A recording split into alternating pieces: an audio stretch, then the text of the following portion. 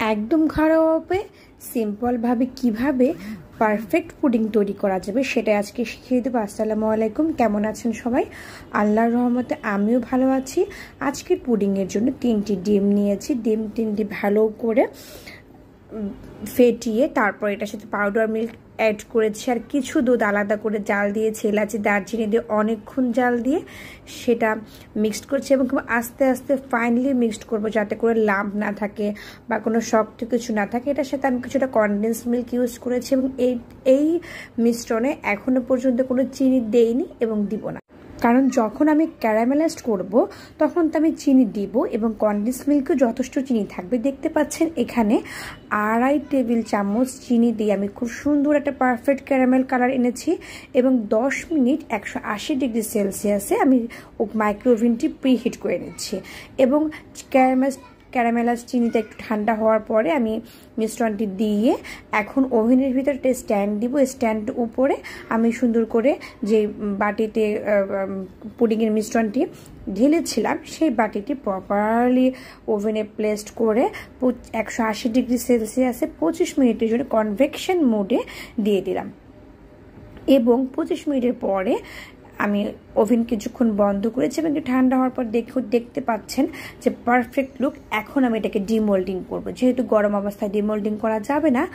আর এই হচ্ছে আল্লাহর রহমতে বিসমিল্লাহ বলেই উঁচু করেছিলাম, বিসমিল্লাহির রহমানির রহিম, শুকর আলহামদুলিল্লাহ। দেখেন কত সুন্দর একটা পারফেক্ট গ্লসি এবং গ্লাস পুডিংয়ের একটা কালার এসেছে এবং খুবই সুন্দর ইয়াম্মি লুক এসেছে। দেখে তো আমার এখনই খেতে ইচ্ছে করছে, খুবই মজা লাগছে দেখে।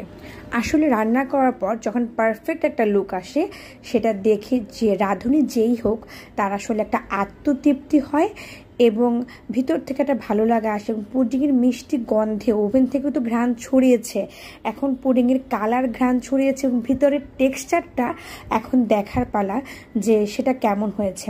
কারণ পুডিং যদি মুখে নিয়ে মিলিয়ে না যায় তাহলে তো আসলে এই সব কিছুই ঠিক হবে না। তো আমি বিসমিল্লাহ বলেই কাটছি, দেখি ভিতরের টেক্সচারটা কেমন হয়েছে এবং খুব সুন্দর মতোই দেখতে পাচ্ছি আমি পুডিংটি নিতে পেরেছি। দেখতে পাচ্ছেন প্রিয় দর্শক, লক্ষ্য করুন কি সুন্দর পারফেক্ট পুডিং হয়েছে এবং কোনো ভয়েড নেই, ভয়েড ফ্রি এবং যথেষ্ট পুরু ছিল।